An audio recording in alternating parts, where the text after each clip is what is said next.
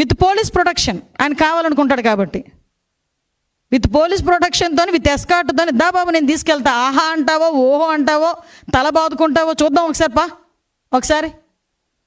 అంతే తప్పించి ఇంట్లో కూర్చొని బురద జల్లేస్తాను, మళ్ళీ ఫ్లైట్ ఎక్కేస్తాను, బెంగళూరు వెళ్ళిపోతానంటే కనుక అవదబ్బా అది. ఇది ఆంధ్రప్రదేశ్ రాజకీయం. కాబట్టి ఒకసారి ఆలోచన చేసుకోవాలి అందరూ కూడా.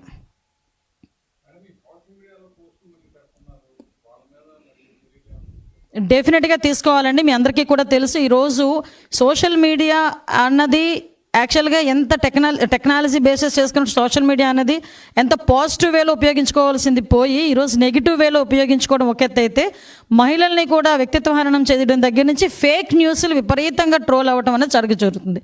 అంటే ఈరోజు డీప్ ఫేక్ ద్వారా ఇప్పుడు మీరు మాట్లాడకుండానే మీరు మాట్లాడినట్టుగా మీ వాయిస్ రికార్డ్తో మీ ఫోటో పెట్టి మీ వీడియో పెట్టేసే పరిస్థితి వస్తుంది. అది జనాలు కూడా అది నిజమా కాదా నమ్మే లోపు చాలా దాన్ని స్ప్రెడ్ చేసి ఇది నిజమని చెప్పి నమ్మే